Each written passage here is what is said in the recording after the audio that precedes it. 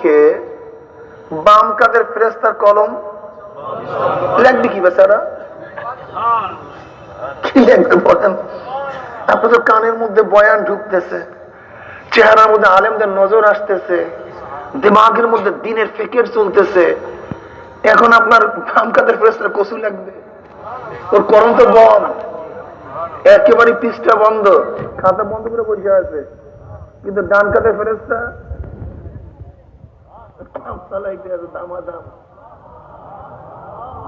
কাজে এটা তো লাভের আইটেম ভাই, এখানে লস বলতে কোনো জিনিসই নাই। বুখারীর মধ্যে কি রওয়ায়াত দেখলাম, এই মাজলিসকে কেন্দ্র করে আল্লাহ পাক ফেরেশতাদের সাথে বিভিন্ন প্রশ্ন জবাব দেওয়ার পরে সিদ্ধান্ত দেন, উশহিদুকুম আন্নী কাদ গাফারতু লাহুম। ফেরেশতারা সাক্ষী, তার গোটা মাজলিসের বান্দাদের গুনাহ সব মাফ করে দেবে।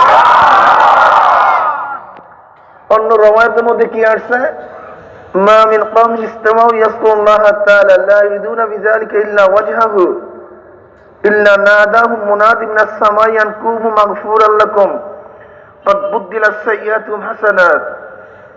যখন কোন কওম, কোন সম্প্রদায় মাওলা পাককে রাজি খুশির উদ্দেশ্যে জিকিরের মাজলিসে বসিয়া যায়, জিকির শেষে যখন জাকির মাজলিস ছাড়তে থাকে, একদল আহ্বানকারী ফেরেশতারা আসমান থেকে ডাক দিয়ে, জাকিরিন সুসংবাদ শোনো, ভালো খবর শোনো, আল্লাহ পাক তোমাদের গুনাহ খাতা মাফ করে দিবে।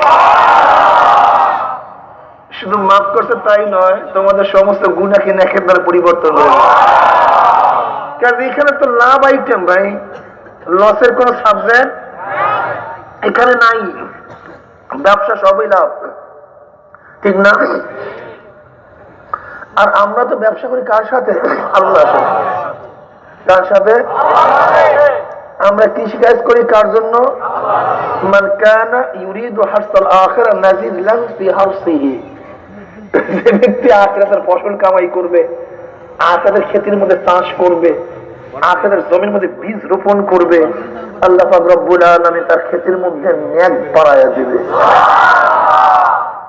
নাজিদ লাহু ফি হারসিহি। আল্লাহি ওয়া বিহামদি, শুধু আছে দুইটা লফজ, দুইটা শব্দ, সুবহানাল্লাহি ওয়া বিহামদি।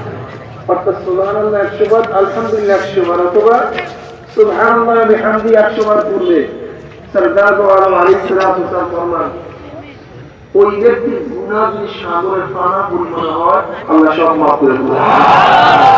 বুখারী রওয়ায়াত, হযরত সুলাইমান নবী আলাইহিস সালাতু ওয়াস সালাম তখতে সুলাইমানকে উঠতেছেন, অনেক সুন্দর নিয়ে উপরে পাখি সাঁস দিয়ে পাড়া গেছে, সমস্ত করে চলতেছে। কোন এক কৃষক মুমিনের মাথার উপরে সেই সুলাইমান নবী আলাইহিস সালাতু ওয়াস সালামের তখতের ছায়া পড়ছে। উনি কৃষক উপরের দিকে তাকায়, সুবহানাল্লাহ, আল্লাহ পাক দাউদের সন্তান কত ইসলাম দান করছে, কত নিয়ামত দান করছে। এই কথা সুলাইমান আলাইহিস সালাতু ওয়াস সালামের সাথে পৌঁছার সাথে সাথে উৎসব কৃষক,